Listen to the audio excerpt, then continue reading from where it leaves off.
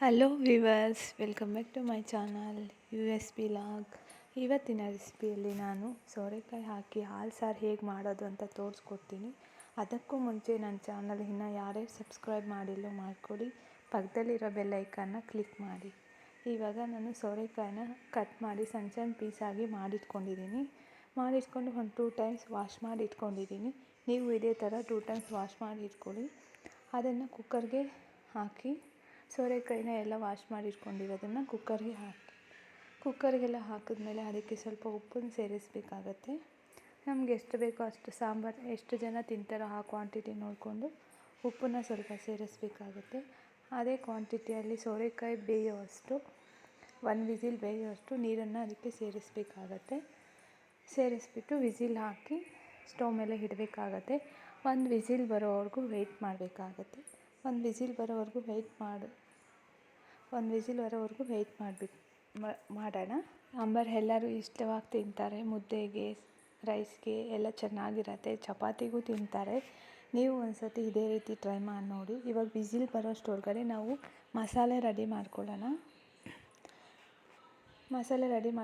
ಬನ್ನಿ. ಒಂದು mixie jar ತೊಗೊಂಡ್ಬಿಟ್ಟು ಅದಕ್ಕೆ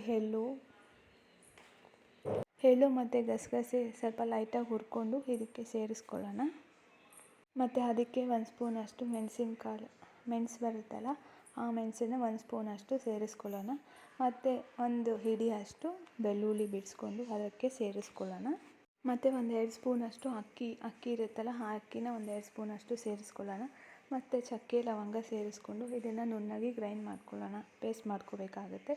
ಇವಾಗ ಪೇಸ್ಟ್ ಎಲ್ಲ ರೆಡಿ ಆಗಿದೆ. ಒಗ್ಗರಣೆಗೆ ಇಟ್ಕೊಳ್ಳೋಣ. ಸ್ಟವ್ ಮೇಲೆ ಒಂದು ಪ್ಯಾನ್ ಇಟ್ಟು 1-2 ಸ್ಪೂನಷ್ಟು ಎಣ್ಣೆ ಹಾಕ್ಕೊಳ್ಳೋಣ. ಎಣ್ಣೆಗೆ ಸ್ವಲ್ಪ ಸಾಸಿವೆ ಹಾಕ್ಕೋಬೇಕು, ಚಿಟಪಟ ಅನ್ನೋ ಅಷ್ಟು. ಸಾಸಿವೆ ಚಿಟಪಟ ಅಂದ ತಕ್ಷಣ ನಾವು ಕರಿಬೇವು ಸೊಪ್ಪನ್ನ ಸೇರಿಸ್ಕೊಳ್ಳೋಣ. ಕರಿಬೇವು ಸೊಪ್ಪು 1-2 ನಿಮಿಷ ಬಿಟ್ಬಿಟ್ಟು ಅದಕ್ಕೆ ನಾವು ಮಾಡ್ಕೊಂಡಿರ್ತೀವಲ್ಲ ಮಸಾಲೆ, ಅದನ್ನು ಅದಕ್ಕೆ ಸೇರಿಸಬೇಕಾಗತ್ತೆ. ಸೇರಿಸ್ಬಿಟ್ಟು ನಮ್ಗೆ ಉಪ್ಪು ಸಾಕೋ ಇಲ್ವೋ ನೋಡಿ ಒಂದು ಸತಿ ಟೇಸ್ಟ್ ಮಾಡಿ ಉಪ್ಪನ್ನು ಸೇರಿಸಬೇಕಾಗತ್ತೆ. ಮತ್ತು ಹಸಿ ಹಾಲು ಇರುತ್ತಲ್ಲ, ಅದನ್ನು ಇದಕ್ಕೆ ಸೇರಿಸಬೇಕಾಗತ್ತೆ. ಇದು ಕಾಯೋಷ್ಟೊಳಗಡೆ ನಾವು ಕಡಲೆ ಹುರಿದಿಟ್ಕೊಂಡಿದ್ದೀನಿ. ಅದು ವಿಡಿಯೋ ಮಾಡಿದ್ದಿಲ್ಲ ನಿಮಗೆ, ಅದನ್ನು ಇದಕ್ಕೆ ಸೇರಿಸ್ತಾ ಇದ್ದೀನಿ. ಸೋರೆಕಾಯಿ ಕೂಡ ಬೇಯಿಸ್ಕೊಂಡಿದ್ದೆ ಅಲ್ವ, ಅದನ್ನು ಇದಕ್ಕೆ ಸೇರಿಸಿ ಚೆನ್ನಾಗಿ ಮಿಕ್ಸ್ ಮಾಡ್ತಾಯಿದ್ದೀನಿ. ನೋಡಿ, ಈ ಮಸಾಲೆ ಸ್ಮೆಲ್ ಹೋಗೋವರೆಗೂ ಇದನ್ನು ಈ ಥರನೇ ನಾವು ಸ್ಟವ್ ಮೇಲೆ ಇಟ್ಟು ಕಾಯಿಸ್ಕೋಬೇಕಾಗತ್ತೆ.